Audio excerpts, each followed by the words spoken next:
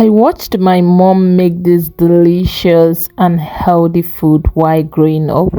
I am glad that I didn't just partake in every delicious bite, but I am able to learn and ready to pass it on to the next generation. I'm going to be sharing all my ingredients needed and how to prep your banana leaves for this recipe as well. This catfish is just a plus. It is just me infusing my style into this amazing delicacy. In my dialect, we call this meal Mbugu.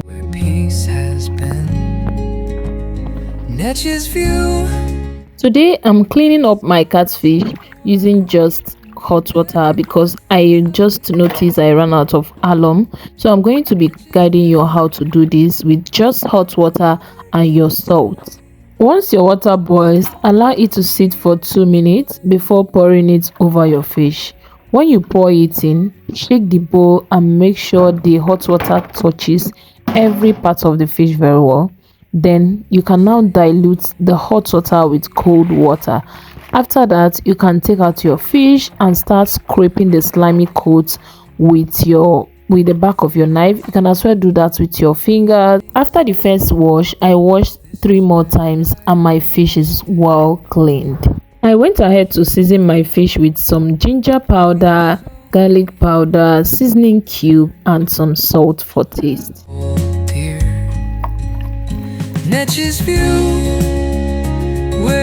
Hi, my name is Neche. I am a food content creator based in Anambra State, Nigeria. If you love what I am doing here, please don't forget to give my video a thumbs up and let me know what you love about my food content, and I would also love to know where you are watching from. I've come to notice that so many tribes in Nigeria actually prepare this meal but using different process. The Akwa Ibomites call theirs Ibankoko. So I added my blended pepper to my catfish and mixed everything together.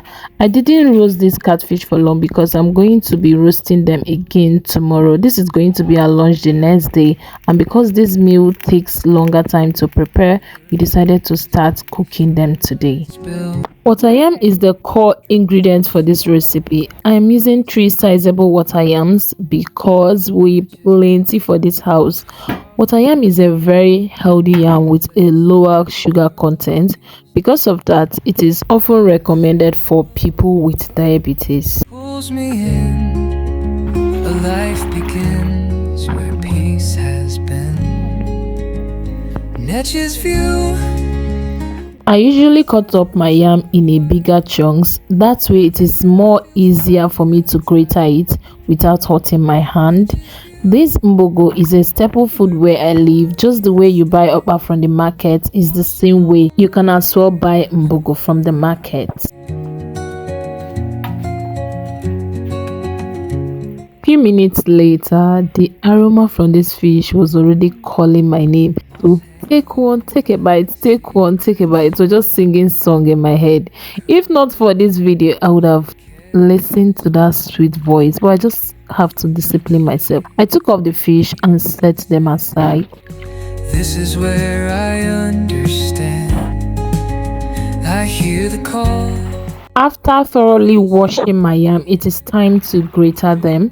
I'm using my grater. You can as well use your blender for this part if you have a really strong blender. I'm using the tiniest part of the grater because that part is going to do the work the most. Where my heart can stay, washing all my fears away.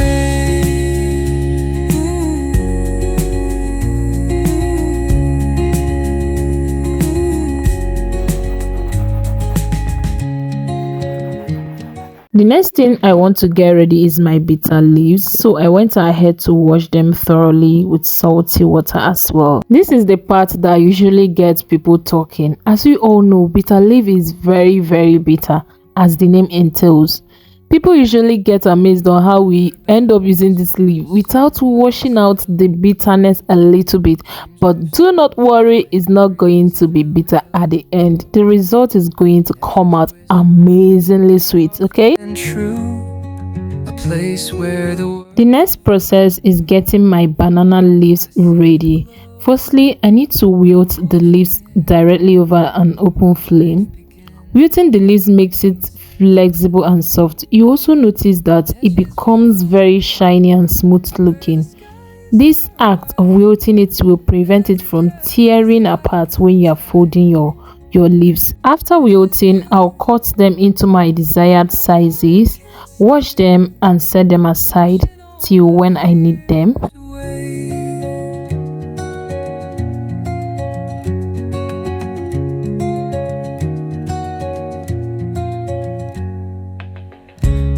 I am going to cut the veins gotten from the banana leaves and place them under the pot. This will act as a barrier between the pot and the Mbugu wraps. In case the water dries up, it will not affect the wraps inside the pot. I added 1 cup of water into my batter because I am using old yam. If I'm to be using a new yam, I will not add any water to it because it still contains enough water. I went ahead to mix everything properly. where the skies are white. Now it is time to start wrapping. I love using 2 leaves because I don't want to take the chance of any one of them leaking out. This is the time to introduce the bitter leaf. When you get your leaves ready, place your bitter leaf on it, put your batter, place another bitter leaf on it again, put your batter, and that is it. You can put as much as you want depending on the side you want to achieve. Today's shout out is for Chenny Hicks. He said, "This soup looks really yummy." Thank you so much, Chenny Hicks. I really appreciate your support a lot. Where the sunlight spills, dreams drift slow like a breeze through hills. Netches whisper, soft and true, a place where the world feels new. I see the glow, it pulls me in. A life begins where peace has been. Netches view, where the skies are white. Every breath feels like a tide. Netches view, where my heart can stay, washing all my fears away.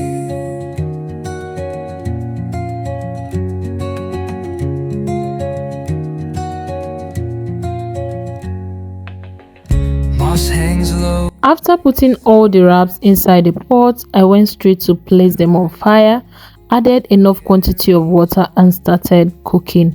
I'm going to allow it to cook 2 times how I usually cook my yam, and by the time I take it off the heat, it is going to change the yam color from white to golden brown.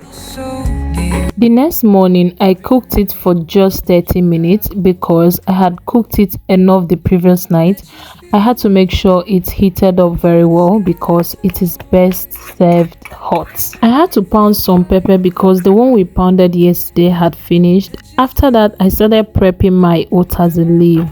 Utazi leaf has a slight bitter taste, but I am in love with it. I basically had to prep everything that I am using for the sauce.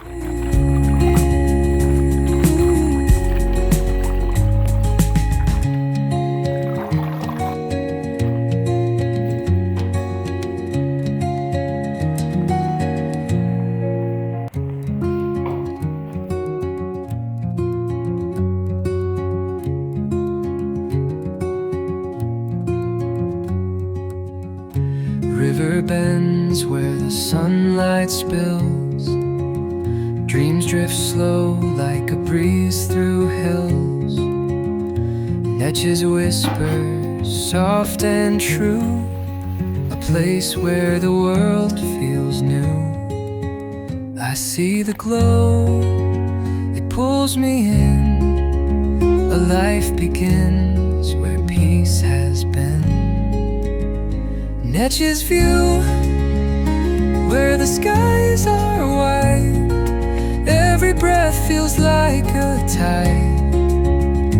Netches view, where my heart can stay, washing all my fears away.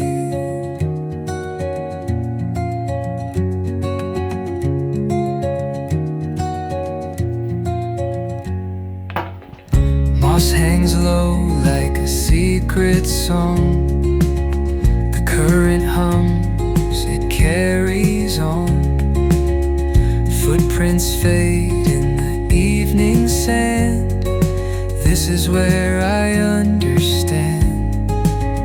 I hear the call, it feels so near. The river knows what I hold dear. Netch's view, where the skies are white, every breath feels like a tide. Netch's view, where my